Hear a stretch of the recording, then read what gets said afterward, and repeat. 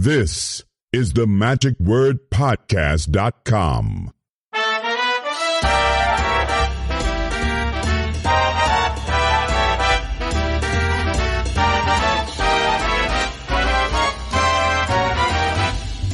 Hello, this is Scott Wells for the magicwordpodcast.com.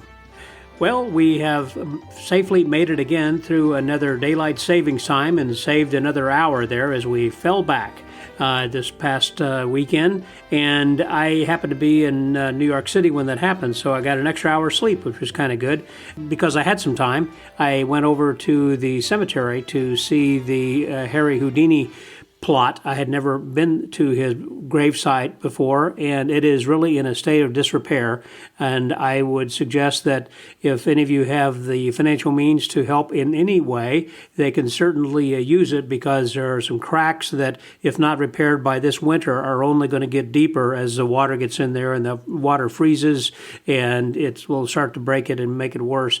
Anyhow, it is really in sad shape and needing some tender love and care, some TLC, and certainly you can help. And it is now apparently a 501c3 tax designation, meaning that if you give a large donation, you can have, or any donation, I guess, that can be tax deductible. So look into that. It's if you go to magicsam.com, I believe there's a link there that will take you to the Houdini gravesite restoration, and any and all help would be greatly appreciated. Well, anyhow, so I had a great weekend this last weekend because it was the 99th anniversary of Houdini's passing, and I served as a medium for the official Houdini seance with Bill Radner, Tom Bolt, and Fred Patella, and those guys. And so it was wonderful in Mark D'Souza's House of Magic in Philadelphia, which was phenomenal itself. And then John Bundy had done a stage show before us, and then we went into another room for the seance. Unfortunately, Harry Houdini decided again not to show. So he's keeping his record intact. But we shall all keep trying as we move into the future.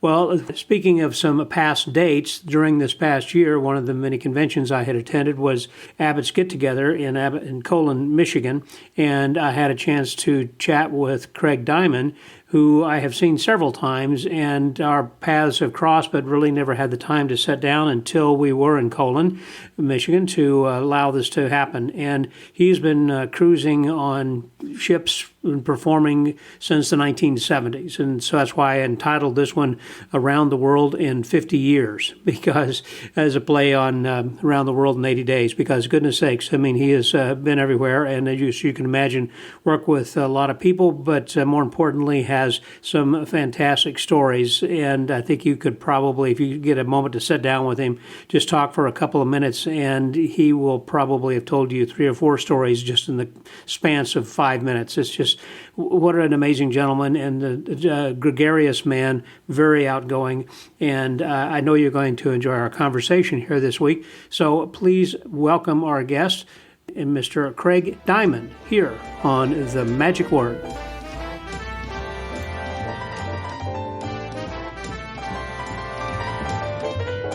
I am excited today to talk with somebody who I've been talking about getting together for quite some time.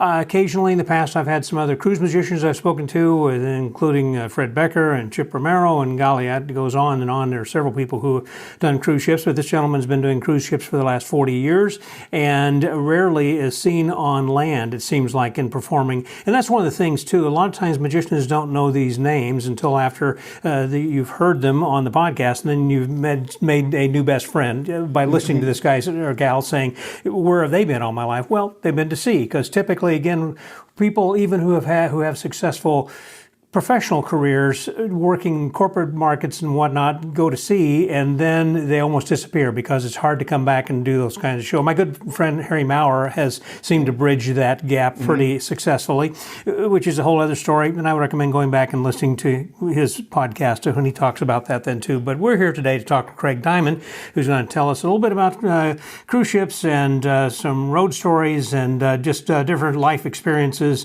And we are at Abbott's Get together then right now when she was the first kickoff lecturer and talking about cruise ships, and just had a lot of interesting stories he was telling us. And so anyhow, I just want to get started. There you are. How about that? It's my friend, Craig Diamond. How you doing, Craig? Thank you, Scott. Pleasure to be with you here today. I'm so glad to, as I said, to finally sit down with you. We've talked about this for a year or two. Very excited, yes. And so do you travel mainly like in Asia, or are you in the Mediterranean, or just all over? It's just all, there is no normal. I mean, there is no, in the early years, when I turn the clock back 40 years, yes, you'd have a Caribbean season, you'd have an Alaska season. But as the cruise industry has grown and changed incredibly over the years, it's one of the biggest growing segments in the travel segment, hospitality segment, and entertainment segment. There's just the growth. It's just continued growth. So it has changed very much. So now, because there are so many ships and so many companies, the itineraries are so diverse worldwide. So in my case, I'll kind of give you a brief example. I moved to Southwest Florida in 1988 because the company I was working for at the time, mostly Holland American Line, at that time only 3 ships, wintertime based out of either Tampa or Lauderdale, and I was 2 hours in either direction. That's what it was like then. Well, now there's a dozen ships to that particular fleet.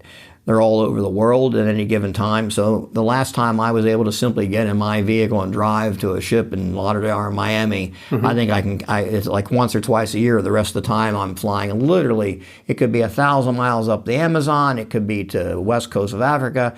I just flew in from Reykjavik, Iceland, which I will be flying back to next. So the summertime cruising, now you've got Iceland, Greenland, the Canadian Maritimes. That wasn't a normal thing years ago. Now it's a hot ticket, along, of course, with Alaska. The Alaska market in the summertime for cruising is huge. The industry has kind of pulled out of the Caribbean somewhat summertime because of having to dodge hurricane season and change itineraries and all that. So they tend to, maybe they have 10 ships in the fleet. They might keep 1 or 2 in the Caribbean. The rest they'll send Alaska. Summertime, the European market is big now. That's divided up between Mediterranean and Baltic. Of course, now, and Mediterranean, depending on whether it's Eastern or Western. And then Baltic and Nordic cruises and North Cape and all that. Of course, the world political situation makes some of the Baltic ports unavailable right now. Favorable to you're not going to St. Petersburg right now. Yeah. The ships used to go there for 2 nights. It would be the big part of a 7 or 10 day cruise. That's not happening right now. We used to go. We would go into the port in Ukraine. That's not happening. Another interesting side factor of how things have changed in the cruise industry, the support network of staff, whether it's bar department, the musicians that are playing your music behind you if you're using a live band, whether it's your bartenders, the vast majority in the past 15 years, so many of them have come from Ukraine. They're all gone now. Because they've all gone back. Military. They've all gone back, and then they don't. They go back to serve or do whatever they're doing. But men, women, whatever. But my show bands used to be all you. For years, I've had my guys. They're all gone. I mean, they're just all. You probably learned a few Ukrainian phrases. I did. I did. Yeah, I could hold my own in you. By the way, it's kind of an example of how things will change. So there is no. So yes, there are. One company will put 1 ship in Asia for the winter season. They might put 2 ships down in South America. That's another market, the South American market, in the wintertime, because it's their summer down there.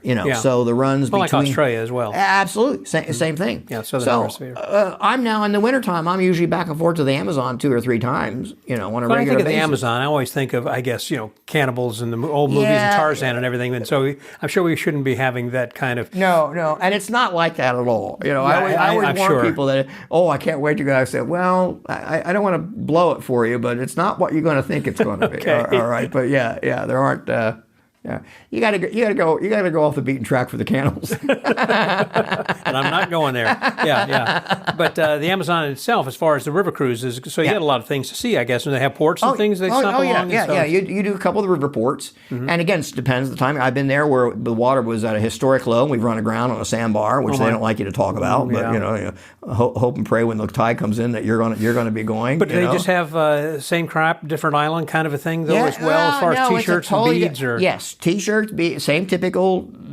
flip-flops, T-shirt, beads, and everything. But down there, then you're getting more the indigenous masks. Okay.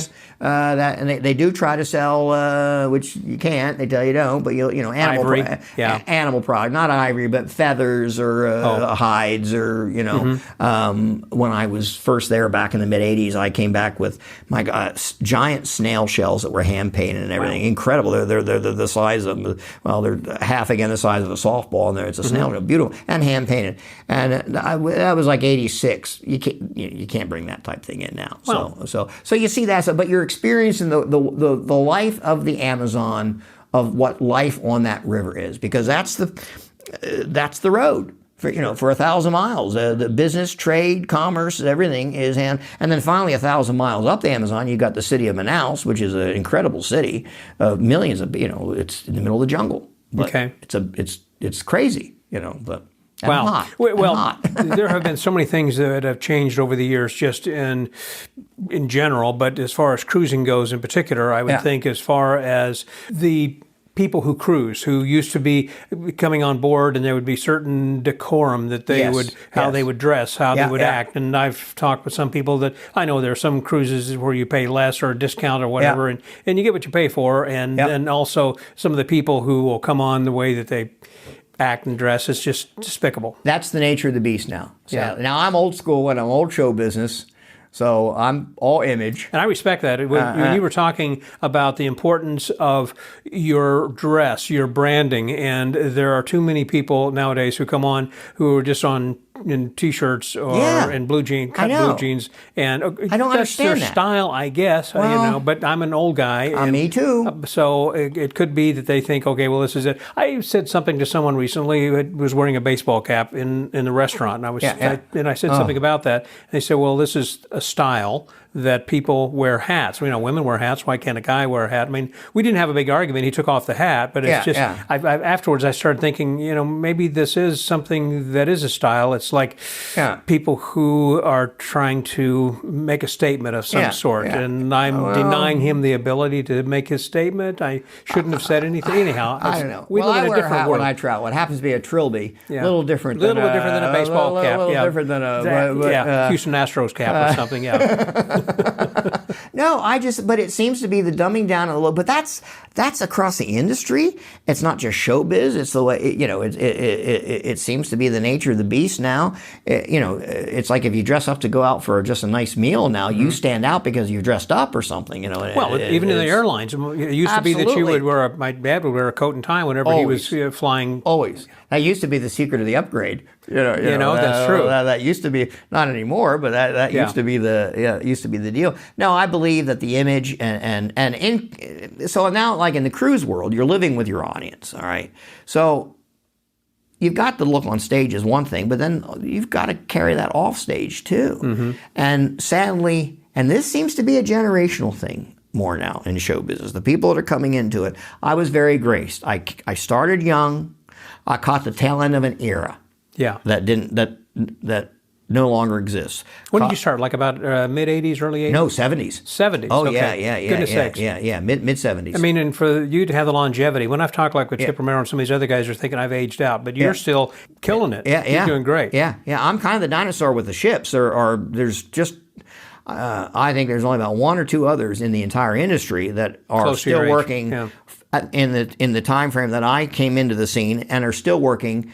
May not be still working as much as I am working still, but there aren't many. I'm kind of the Are you doing it dinosaur. because you absolutely love it? I mean, the money and everything's great, but you've been every place, you've done everything. Yeah. And so at some point, it's kind of like a fighter. What point do you stop? Well, I'll tell you what. In all honesty, two things. I took 3.5 years off to be a full-time caregiver for my dad. I understand. So that changed. Yeah. All right, that kind of ate into the thing. Yeah. And following that, I came out of that, went into a theater investment.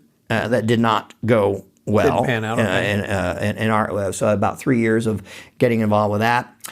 Then by the time that didn't pan out. By the time, which was going to be the golden ring deal, one of those deals, and that didn't. Then by the time, then back full time back to sea, and then boom, COVID hits. Yeah, and that wiped out 22 months. It was literally 22 months. So, first of all, I love what I do. That is number one. Mm-hmm. And for the time being, I'm going to continue for a while, but I'm not digging ditches. But you don't have a wife and children or I whatever? I have a wife at home. Okay. Yeah. And she traveled with me in the show for over 20 years. She was my assistant. Okay. We met on a cruise. We were a cruise ship romance. She was a blackjack dealer from England. Mm-hmm. And we were a typical cruise ship romance. Mm-hmm. And talked her into retiring from her casino career and joining the show. An absolute natural. So she worked in the show for 21 years, so 24/7, all that time together. I always say it was fantastic. It's like being married in dog years. There aren't a lot of people that can handle being with your spouse 24/7, but we did real good. All right, we did just fine.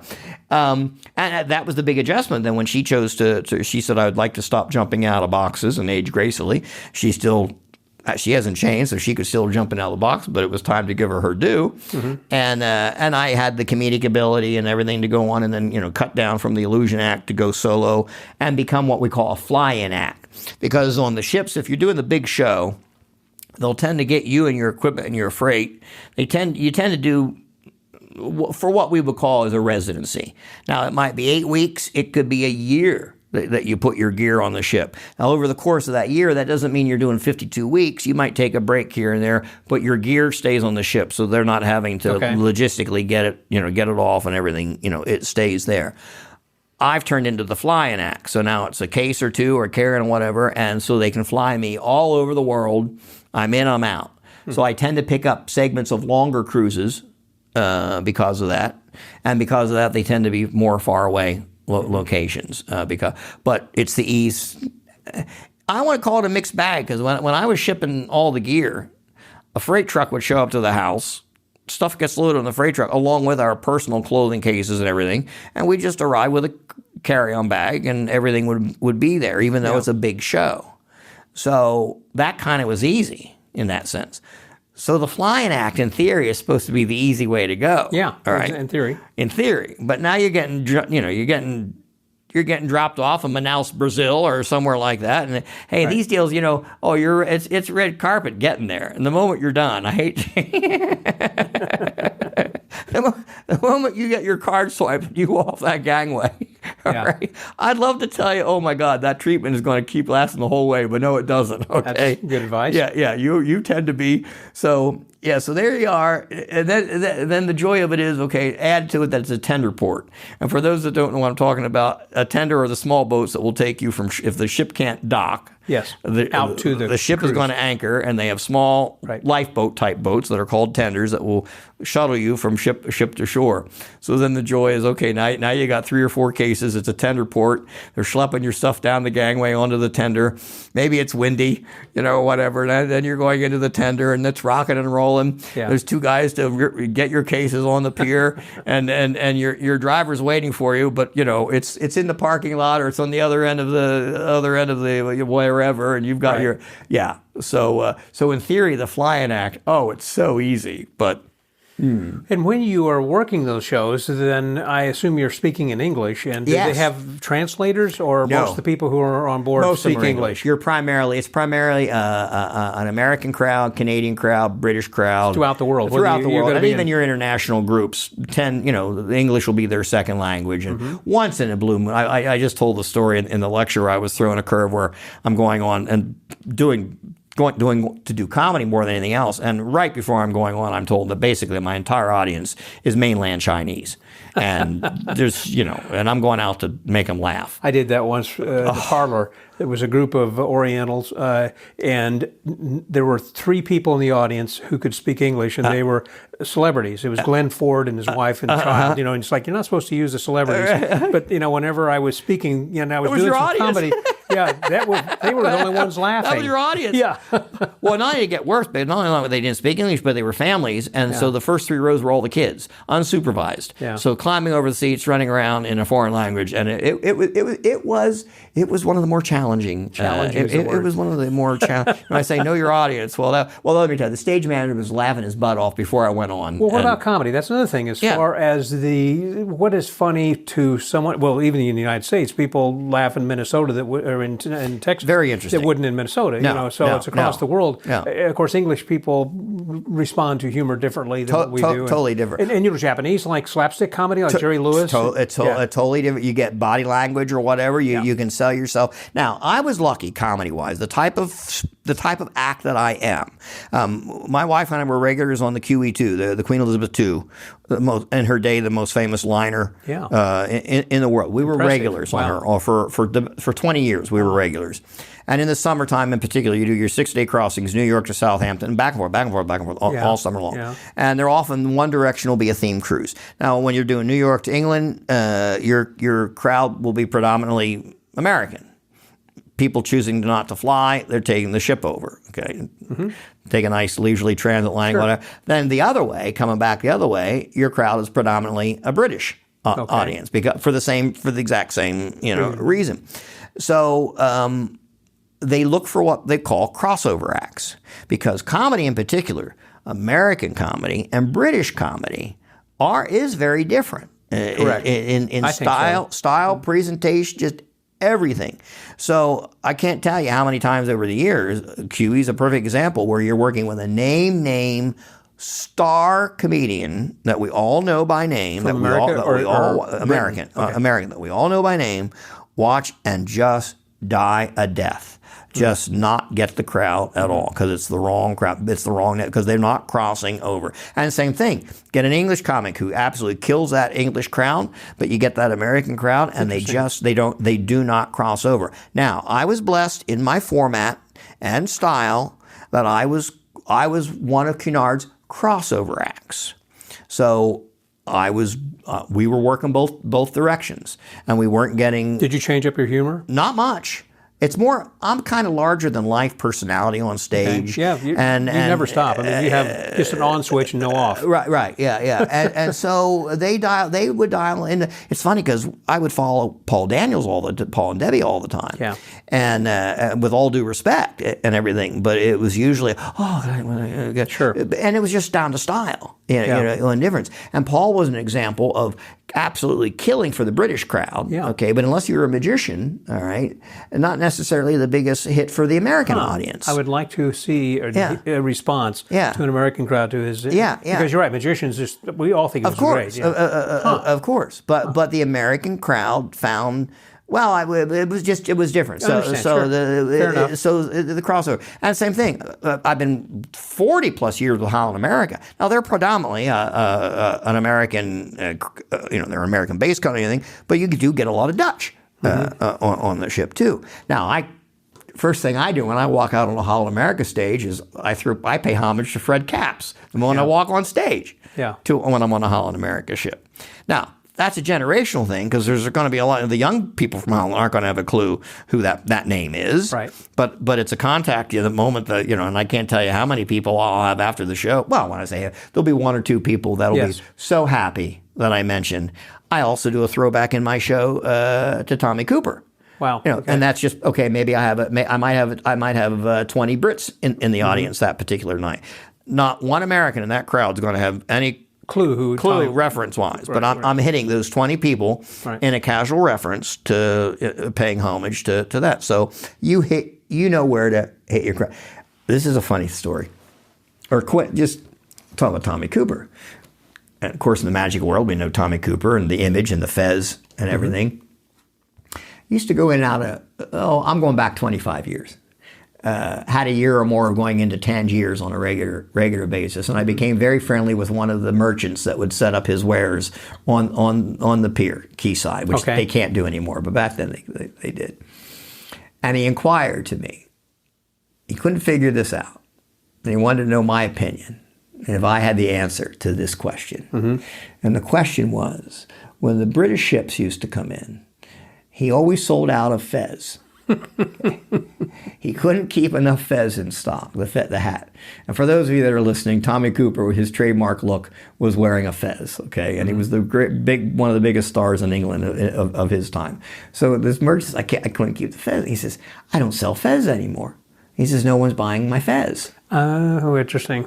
Yeah. And I said, well, and I explained to him, yes, there was a gentleman on television wore a fez, and that was for years and years a big star, but he's no longer with us anymore. The shows, and he says every year it gets worse every year. No, and so this is 25 years ago. Yeah, Yeah. So talk about the influence of television. That's interesting. Regionally, yes, or whatever, and yet on a world level, no connection. Correct. No connection whatsoever. But on a small scale, how interesting that. I found that very interesting. Yeah, because he was the only one wearing a fez at a time. Of course, since then, that there's been one of the Doctor Who's who have worn a fez. It might have come back into vogue for a period of time. But Tommy Cooper was. Sure. That was. I met Tommy. Very interesting. I met Tommy in, I want to say 1980, and he just came backstage. I was working at a convention, and I'm from a little town in central Pennsylvania, north of Harrisburg, Pennsylvania, on the Susquehanna River, and the town I'm from is Liverpool, Pennsylvania. Okay. And the abbreviation for Pennsylvania is PA. So my cases had Liverpool, PA painted on. And I didn't know who Tommy Cooper was at that particular time. And this big guy comes walking around backstage, and he walks by and he does a double take, he looks at my case, and he looks at me, he points to me, and then he points to the case, and he just says, "That should be UK, not PA," and just and he just kept walking. And just kept walking. I said, "Who was that?" I go, "That was Tommy Cooper." And anyway, we ended up meeting and talking and having a lovely interaction afterwards. But he continues to be popular. I know in the UK, and there are people who do Tommy Cooper impersonations of him. In fact, I had someone featured on one of the episodes. If you go back in the Magic Word podcast and do a search for Tommy Cooper, you'll find this one I had with one of the gentlemen, and he talks about that. And there was one story I'd heard that I just recounted recently to someone, and I don't remember who told it or where I heard this, but basically, as you know, he was a big man, very tall man, but he was cheap, and he had a little car that he drove, and it had broken down, and he was trying to get it started, and a car behind him was honking the horn, and they would honk, and then he was, trying to get the car started, beep, beep, and he back and forth. I mean, he was trying to get, and it just wouldn't turn over. So finally, he got out of the car and kind of, made the signal to roll down the window. Well, as he was walking back to the car, I guess the people realized who he was, after he got out. And he said, "Do you mind we switch places and let me get in your car, and you go up and start my car while I honk at you?" Brilliant. Yeah. Brilliant. The other thing, because he was known for Bill on the cheap side. That was his reputation. Yeah. One of the great stories was always that he'd get a cab back from the gig or whatever, back to the hotel. And, the English term "have a cupper" means have a cup of tea. Here's a tip, have a cup of tea. And he'd always pass to the driver, "Here, have a cupper on me." And it'd be a tea bag. Yeah. It wasn't money. Have a cover. It was a tea bag. It was a tea bag. Very funny. Well, as I said, cruise ships certainly have changed a lot, and also the audience have changed. It is easier than I would think, to do a little bit of a carry-on as opposed to all the rest of the things. You talked also in your talk about how difficult it is to travel with animals, whether it's doves or larger animals or whatever, and basically the best thing is just to cut those out. They don't want them anymore. Yeah, and fire. They don't want fire. And fire, or probably confetti and stuff like that. And sometimes balloons now because of the latex. biological, whether they break up or not. So there are a few lines now that no balloons are allowed on the ship. Interesting. Well, so you never know. Yeah, that's true. They have a thing called HES, with its Health, Environment, Safety at Sea. Okay. And every ship gets audited by this HES program. So every department, from entertainment to engine to whatever, the criteria, whatever.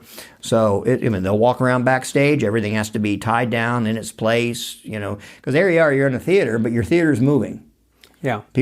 Some people don't think about that. What's involved. But it's great to be in a theater, but when that theater is suddenly dropping 20 feet out from underneath of you and banging, and your light fixtures. Scott, I was on a ship. This is back in the mid '80s.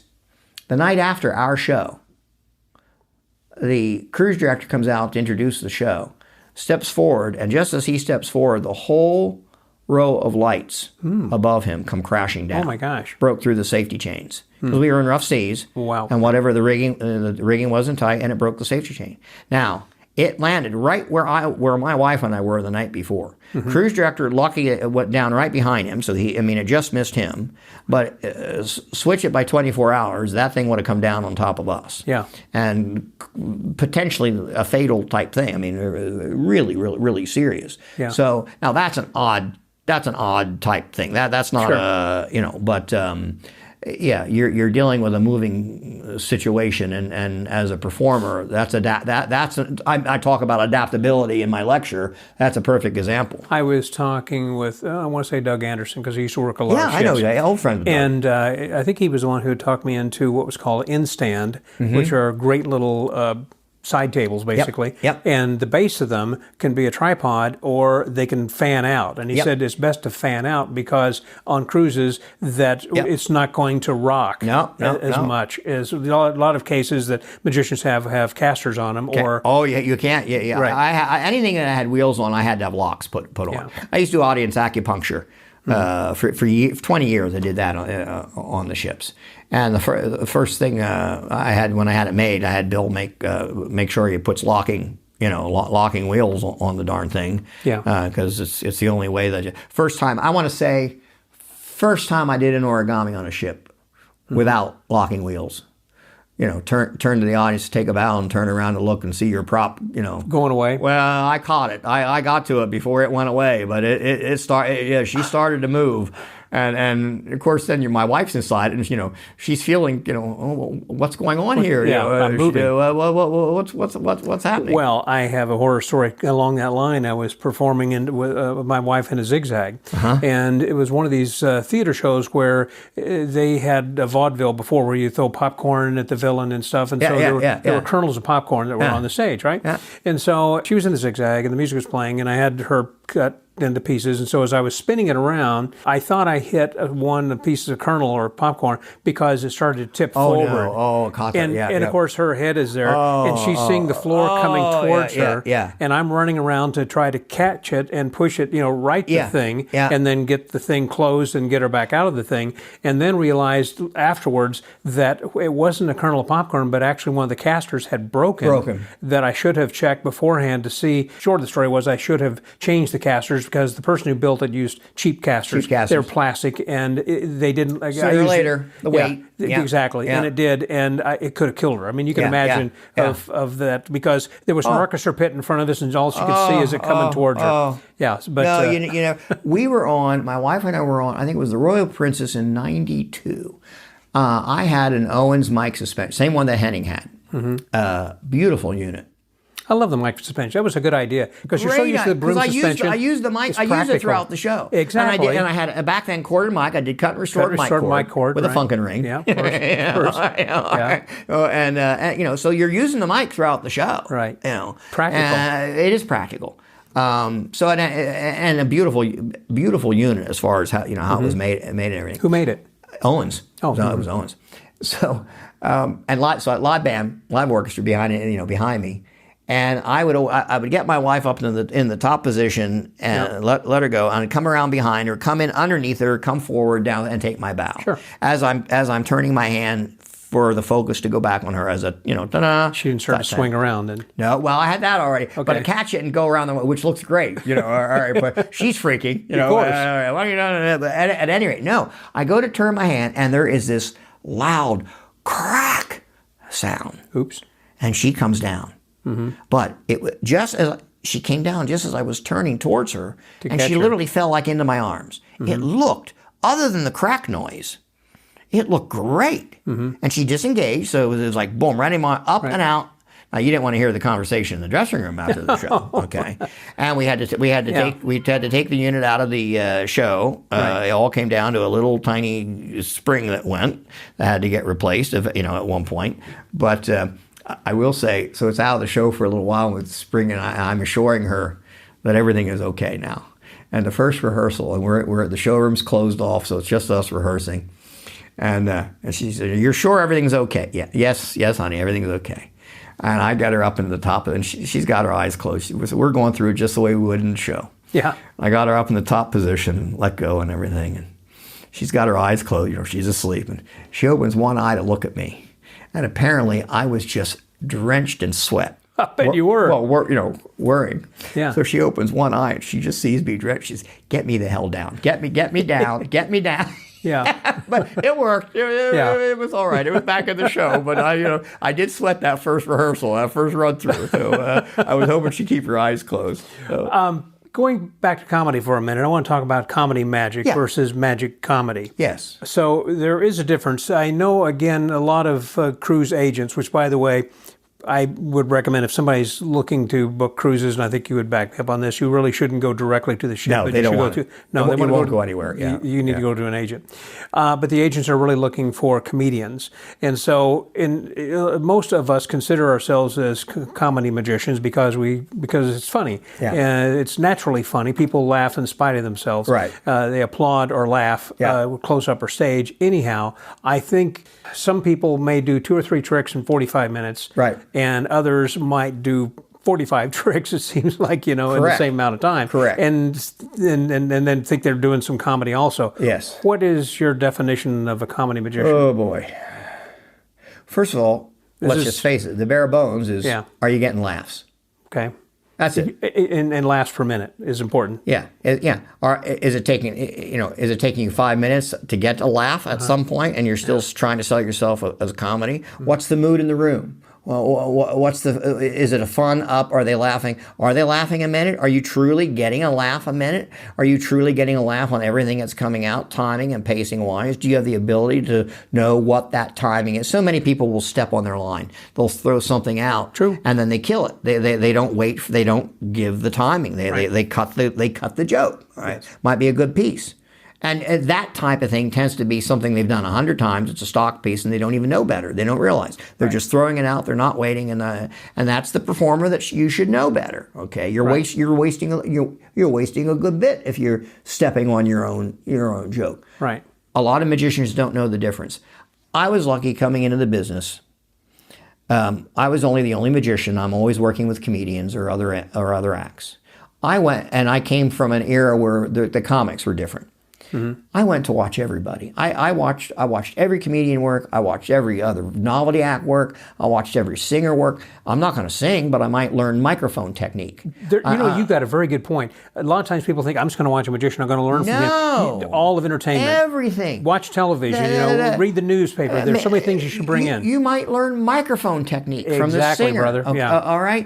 You might learn a blocking thing from a violin player. Mm-hmm. All right. Mm-hmm. You might see a lighting cue that is just, I never thought of that. What a great lighting cue. And it's only for this. Well, that would, so you can learn. So I feel, and the cruise world was like vaudeville, okay, with all the different styles variety. And different entertainers and variety. Right. I went every night. I never missed a show. I would often go to 2 sittings, at 8 o'clock and 10 o'clock, or 7, 9, depending what. Mm-hmm. I'd often go to both shows, and see what the difference was. Right. How was the act going to be? The audience is different. What's going to be different in the show? And it's going to be the same show, but it's going to be a little different. Exactly. Why? What is it? Yes. Okay. Are they having to change something? Why are they having to change it? What's the difference? This is all stuff that you learn. Sadly today, much of the people that are coming into the industry, they're just not taking they think they already know it. Mm-hmm. And they're not on that learning curve, which never stops. And I don't care how long you are in the business, you should be on that learning curve. It just never. I don't care how successful you are. I don't care who you are or whatever. Well, that doesn't mean you're not going to go out. I have a term regularly. I'll post when I have a great night. I'll say it was a flawless show. Mm-hmm. And I have an entertainer friend that really gets on my butt for. There's no such thing as a flawless show. Which there are flaws. So it's kind of a running bit, back and forth with it. But we have our hot nights and we have our cooler nights, and it might be the same show or whatever. But you go with the flow either way. So. You're talking about learning things. Fielding West had told me a story, and he's talked about this on several times that we've had podcasts with each other. And it was Buddy Hackett who has like a microphone that he's holding, and he uses it almost like a metronome. So whenever that he has delivered a joke, he's just kind of moving this back and forth to the beat. Yeah. So he knows how long to pause. To say the next line, as opposed to stepping on the line, and things you learn like that from other entertainers. I used to watch one of the comedians. He would do a thing with his fingers, and it was the beat. Yeah, that's a good idea too.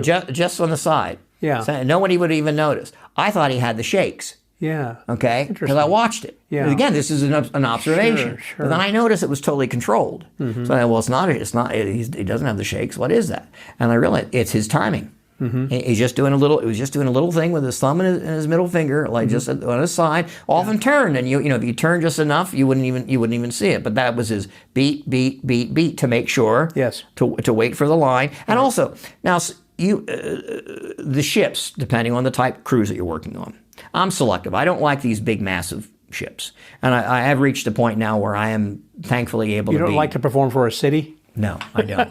Well, you know what? Okay, here it is. What I'm actually there to do is great. The theater and the bells and whistles with the theater are fantastic. Sure. You know, when you're in a 3,000 seat theater or show, you know, it's sound man, the lights, you got everything. It's just back screen you were talking about. You know, and when you have an audience of 3,000 people, laughter creates laughter, applause creates applause. It's a high. You know, when you got that. Now you're doing the same show and you're going out and it's a showroom. It's a ship that only has 1,200 passengers, and out of those 1,200 passengers, you've only got maybe 600 in the showroom. Okay, but it's a smaller showroom, still a full showroom, but it's only 600 passengers. The difference is, bells and whistles aren't much different.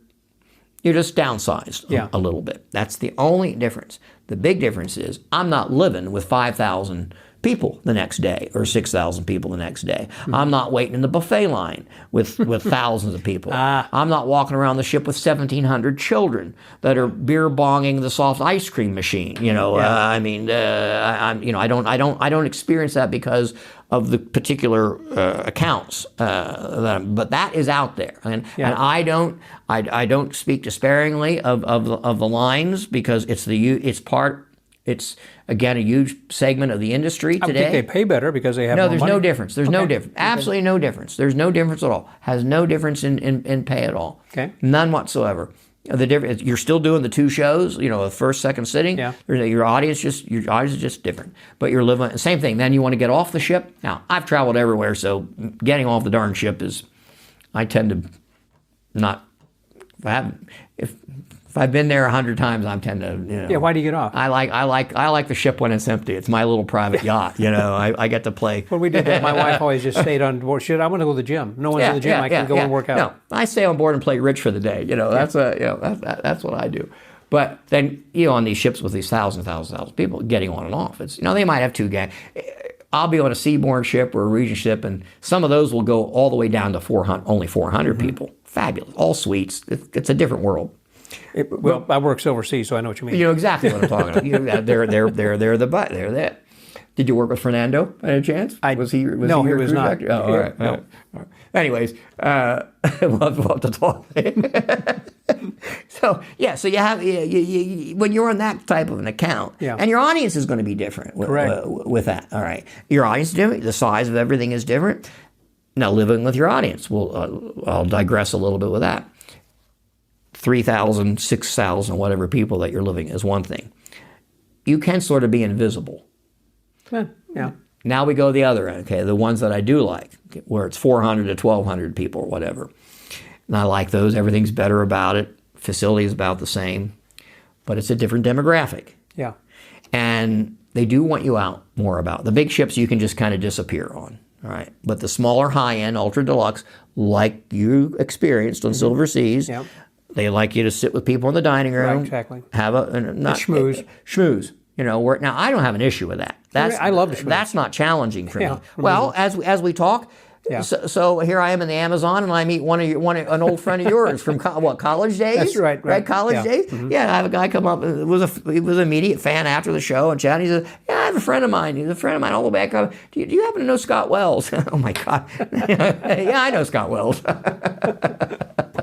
Yeah, John's the one that filmed. I went into the Amazon in one of the ports, and I took a mouth coil. I had a 50-foot mouth coil in my pocket, which actually created a bizarre controversy online because I filmed it. Well, I had so many people get on me about, well, first, I guess they don't know that the mouth you were coil, choking or something? or that it's not wet. You know, dry paper. Right. But, how disgusting it is. Take whatever the children, and these were coming from magicians. On some of the sites, okay. So it was rather interesting. But John, so we're on the tender, and it's one of the really remote. It's my favorite port in the Amazon because it's the place where the indigenous locals come in, and it's the Kodak moment for the crews, of all the crew. They bring their monkeys and their parrots and the lizards, and they're in their regalia. It's great. It's photo moment. And I go there on it. The cruise always stops there. Yeah. So I always go in and do a trick for the kids. Sure. I usually have a bag of Tootsie Rolls that I take in. So I give them all. I do tricks with the Tootsie Rolls, and then I give them the Tootsie Rolls. But I'm on the tender. We're going in, and it's a night or two after the show. And your friend John says, "Oh, you're going?" I said, "Yeah, I always like to do a trick for the kids." And he says, "Can I film it?" I said, "I'd love for you to film it." So he filmed. He followed me around and filmed the whole thing. It's great. Of all the little clips, forget all the professional showrooms. There you are, For the real in the middle people. of nowhere, and the joy of and they're the kids. The kids are watching this. Never thing. seen anything like no, that. And one's holding an alligator and a sloth forward to make sure that the alligator and the sloth can also see. Yeah. How great is that? I know, it was great. Wow. You meet so many different people. It's amazing whether it's going to be celebrities or you never know. You never know. I'm on a holiday. Oh my God, this is 20 years ago.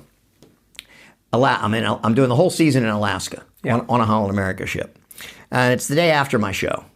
Cruise director calls me and he says, "Craig, there's a guest that would love for you to do something privately. He was not able to get to the show last night, but he's a fan of magic and would love to know if you would do something personally for him." And I say, his cruise director's name was Tom, I don't like to do that. That's not, if they can't come to the show, I'm not, he says, "I think you're going to want to do this." I said, "Well, who is it?" He says, "It's 007. Oh, well, which one? Roger Moore. Moore.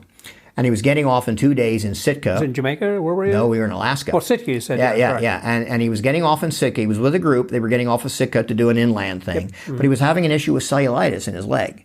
So that's why he wasn't out and about. I see. So I go into the suite, and there's Sir Roger with his leg up, dressed to the frickin' nines. As he always is. With ascot and his jacket and the whole thing. So, leg sitting up, and beckons me over and everything, and we sit down. I spent about an hour and a half with him. Doing close-up? 45 minutes of close-up and 45 minutes just talking. He was as fascinated at what I did career-wise. Now I'm a Bond freak. Well, okay, I'm a complete Bond nerd. Well, I named my son Sean after Sean Connery. Oh, there you go. Okay, so. And one of the joys of my magic career, in particular the type international travel and the cruise thing, is it's my own little personal thing. I've been to just about every exotic location in every one of these Bond movies. Sure. Okay, and I check them off. It's my own little. You're personal, my new hero. It's my own little personal thing. Okay, I mean every one. Okay, and so we started talking about that, and he found that. He loved that. Sure. He loved that idea. And then we get into when he was filming The Saint, the TV show The Saint. Yeah. There were a couple episodes where he had to do some card work, and David Nixon, the magician in England, came in, and so there was all that back and forth, and he just found. He found what I did so fascinating, and there I'm gaga with my mouth hanging open. Fanboy. And before I left, he reaches in, he gives me 2 nice Monte Cristos from his own, and of course a picture, and everything. So you never know. It's a win-win. That was win-win. Wow. Yeah, that was win-win. You had a story I want you to recount that it was about Marvyn Roy. Oh. Yeah, okay, it's a tie-in story. Okay, tie-in story. So in 92, I'm on the SS Norway. We're booked to be the headline. We were doing a regular run on the Norway out of Miami, 7-day cruise. And 7-day sailing, Saturday. Sail Saturday. Sunday afternoon, the phone rings, and it's a gentleman, a friend of mine named Larry Krams, who organizes... Remember Larry? Yeah, Krams? okay, Yeah. all right. So, and he would organize, he and his wife... Out of L.A., right? Yep. They would organize theme cruises. Correct. And been different times theme cruises. So Larry, Craig, where are you? I said, Larry, I said, what soap opera group do you have on? He said, you idiot, it's the Magic Cruise. I said, I didn't know. He says, you're on the committee. I said, I didn't know. Okay. I didn't know. And not only that, that cruise was to honor John Calvert, whose manager died the night before. Oh. So John Calvert doesn't come to the Magic Cruise. He outlives everybody. Yeah, but it can't come. So everything's made of John, but we can't honor John Calvert. So it was kind of an odd. And little do I know, I'm the featured show Wednesday night just because I'm scheduled to perform, but I didn't know. So it's Bev Bergeron, it's Carol Fox, it's Marvyn, I forget who else is it. Now I think in the lecture, I did show a picture of what was that lounge on the north. Yes. And cavernous show, horrible, one of the worst showrooms I've ever worked. It looked like about a 10-foot ceiling. Oh, low ceiling, 180 degrees, just terrible. Nothing, and cavernous, just cavernous. And I'm doing an opening manipulation segment, and to try to do manipulating that type of thing, very challenging. Sure. You got to work the room a certain way. And I've come and gone on this thing for years. Show's over, a huge response from everybody. There are about 200 magicians, but it's about 1,400 total passengers, which then was a lot. A lot, yeah. So finish the show, and they're all waiting for me in the wings of what you want to call the wings in that room. And Marvyn comes up and says, you're working this, first of all, Carol's there. Marvyn just literally kind of pushes his way through. You're working the room all wrong. Oh. This is exactly like that. I don't know whether it was the Follies or he named some cabaret in Europe. He says, this is almost exact. He says, this is what you got to do. You walk over, you face stage left, you work stage left for 5 minutes. Then you go front and work center stage for 5 minutes. Then you work stage right for 5 minutes. I said, so I have my back to 2/3 of the audience for 2/3 of the act. He said, yeah, you segment it. I said, Marvyn, I'd never work again if I did it. You can't work this room this way. He says, I'm telling you. And at that point, Carol Fox steps in and just says, Marvyn, will you shut up? You don't know everything. Okay? All right. He could say that. Yeah. Council could say that. Yeah. All right. Well, we became dear friends with Carol, which is being here is special. Being here with so at any rate, now fast forward a couple years later. I'm on Holland America, and Marvyn's on with a subgroup of Palm Springs Follies, which was a group of former entertainers, big names. If you lived in Palm Springs, they had a variety show that they put together called Palm Springs Follies. And, old Vegas people, well, when Marvyn and Carol were living there, and they were part of it, they put their time in for a couple of years in the Palm Springs Follies. And the producer of the show would would sell 200 tickets for this cruise, Palm Springs Follies cruise, only 200 people out of the cruise. They get the showroom for the afternoon for, a special show. But that group at night, and Marvyn's with the group. So he's going to be in the show in the afternoon, the one day they do the show, but he's doing close-up for the group in the dining room at night. Okay. So, because he doesn't have time to eat because he's doing the close-up. Sure. So I sit with him every night. We have tuna sandwiches together every night. We order and sit and have tuna sandwiches together. Now it's my show night. I used to end the show for 30 years or more, ended the show with the sub-trunk, Metamorphosis. And would put the hands of the end of the show, put the keys in the hands of somebody from the audience. Interesting. Yeah, it would set up a standing ovation type of thing, the way it was all structured and set up. However, I'm gambling that person's not going to leave. Or do something weird or be funny or whatever. I lost the key or I swallowed it or whatever. Yeah. Exactly. So 98% of the time, they're good people. It's always good. Yeah. But there was that element where every now and then my wife has to say, okay, whatever, whatever. And it would resolve itself. But I'm waiting in the wing. There's two things. This is the double one. Now, I would always come out of the trunk with a lit cigarette back then. Okay, and I don't smoke, so that was the hardest thing of the thing. Cigarettes in my sock with the lighter. Okay, so I don't have any light at all in the trunk. Right. So I'm in the trunk, putting the sack on. I've put the handcuffs on already. Sure. I'm pulling with the handcuffs, pulling the sack, getting the sack on. Then at this point, I'm here in the trunk, getting open and everything. This is timing about to get to my sock. Right. Get the cigarette into my mouth and light the cigarette about in time that the sack's being untied. Sure. And up I go. So that's the way I do it. That's funny. I like that ending. So, and as soon as the sack opens up, a puff of smoke would just come out of the sack at first, and then I come up and jump. That's great. Come off into the wings. It's the early show. There were at 8 o'clock and 10. Come in. Marvyn's waiting for me in the wings. He says, you're doing something very dangerous.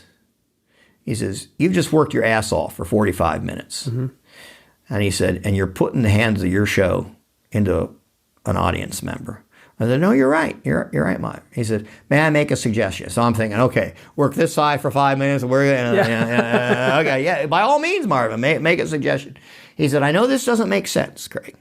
He said, but first of all, pound the hell out of that trunk. Now, I did, but he said, turn that trunk over and pound the hell out of the bottom of that trunk. Let them see the bottom of that trunk. He said, I know to you and me it doesn't make any sense at all. Sure. And it doesn't. But. It doesn't. Right. He says, you and I know, he says, especially on a ship, what, you're going to go down through the trap door into the dining room, he says, but pound, now I had to reblock things to do it that way, and I changed the end. Change the music. Just change everything. And I changed it for the 10 o'clock show, and I never went back. He was 100% right on the thing. So wait, you still left the key with an audience member? No. Oh. Cut that entirely. Oh. I cut it entirely. I just dropped the key and let thing and reblocked it and just but I took the key out and pounded the living day. But it ain't, man, boom at the end. They're up and screaming. So he gives me that, and I thank him so nicely. Now you see my look now. Okay, Yeah. I wore a really good hairpiece for years. Okay, people didn't know. People didn't know I was wearing a hairpiece. It was a good hairpiece, combination real hair and synthetic. Okay. What I didn't know on my Marvin Roy night, that when I'm getting the cigarette out of my sock in the trunk and lighting the lighter, that I burned the entire front of my hairpiece. Singed, just burnt, because it was synthetic. It just melted. Okay? So there I am in the wings out of the show, and Marvin's looking at me. I don't know how the hell he could even look at me, Because it was so obvious. Oh, I got this ball of just... Singed. It's just awful. Okay, Yeah. it just melted and just whatever. So, anyways, I have this wonderful thing with Marvin, and then I go in the dressing room. Oh, it's so happy. I go walk up to the dressing room. Well, I don't need to tell you. I won't use the language or well, my God Almighty. So then about a year later, I got rid of that and went with this look. So that was a running bit then with Marvin and me. And Hilarious. Wasn't magic. It was the burnt hair. It was the burnt hair. Yeah. But he gave you some good advice there. He gave me great advice. It was spot on. That's great. But it was fun. I thought, okay, here we go again. Yeah. But spot on. Spot funny. on. Yeah. Well, this has been fabulous. Thank you very much. I appreciate your time. Pleasure. This has just been a lot of great pleasure. stories, great advice, and a fun hour. I can't believe it went by pretty quick. It certainly did. So the name of my podcast is called The Magic Word Podcast, and I always end by asking my guests what it is that's your magic word. I don't mean like abracadabra. What's your philosophy of life? It could be a word, phrase, but I tend to use it in a lecture. I say, be the star you are. Be the star you are. Yeah, be the star you are. That's kind of a motto for me, on stage. So many people can be introverted and shy, but man, you got the gig, you got that spotlight's on you, walk on, be the star you are. Take the gig. Yeah, I love it. Yeah, Walter Blaney used to say, whenever after a show was over and you kind of beat yourself up, thinking I didn't do so well, and he always said, did they pay you? That's it. I said, yeah. Did you check bounce? That's it. I was to go to FISM the year that Lance won FISM. I think it was 80 or 81. I was going over to Sousa. We were all I had a special act made and everything and design, and it was 2 years of development for this whole thing. Yeah. Okay. And a week before we were to leave, I get a call to do the Golden Nugget in Atlantic City. And Mark and I were to go together and everything. Yeah. And I'm weighing. I'm going, whatever. 2 years of working on this, or now I got the. And I called Sousa up because I was on the fence. Yeah. First thing out of Mark's mouth, are they paying you? Yeah. Yeah. Well, you made your decision. Take the money. Yep. That's right. Yep. But be the star you are. Yep. Be the star you are. Craig, thanks very much. A pleasure, Scott. I appreciate you being my friend, and thanks for being on here. A pleasure. So for the Magic Word Podcast, that was Craig Diamond. This is Scotty out. That was fun.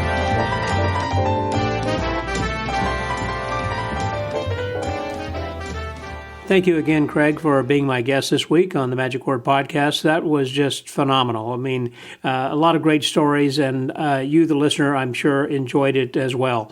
And it's one of those things that you might want to share. In fact, I encourage you, if you would please, to share this on your social media, along with other episodes you hear on the Magic Word Podcast. Please let your other magician friends know about this. If you belong to magic clubs, please let them know. If you happen to be just having some coffee and talking with other guys, please let let them know about the Magic Word podcast. And if you don't subscribe to the pod letter, let me suggest that you're missing out on a big part right there also of knowing not only who is coming up from week to week, but also some suggestions from the archives. And when we have contests, you'll be one of the first to know and have an opportunity to enter early. So I also suggest, if at all possible, that if you got just a little bit of time, if you'll go over to iTunes and give us a 5-star rating, that will be helpful, and leave us a positive comment. It helps even all the more. Certainly all the 5-star reviews we've had have helped our podcast grow and get others to learn about this around the world. And we have thousands and thousands of listeners, but always looking to grow more, because I'm constantly surprised whenever I talk with someone who has not yet heard about the Magic Word podcast. And I'm sure that you can do the same. When you talk with people, you might find that they may not know about this yet either. So you can do yourself a favor by helping a magician become a better magician by listening to these podcasts and introducing him or her to this podcast. So please, when you see these, if you want to share them on your social media, that would be greatly helpful too. So, lots of stuff coming up as we get into the holidays. We're moving ever closer here to the end of the year, and also to episode number 950, which is going to be a good one. So, until next week, stay well, get booked, and remember to be the star you are. This is Scotty out.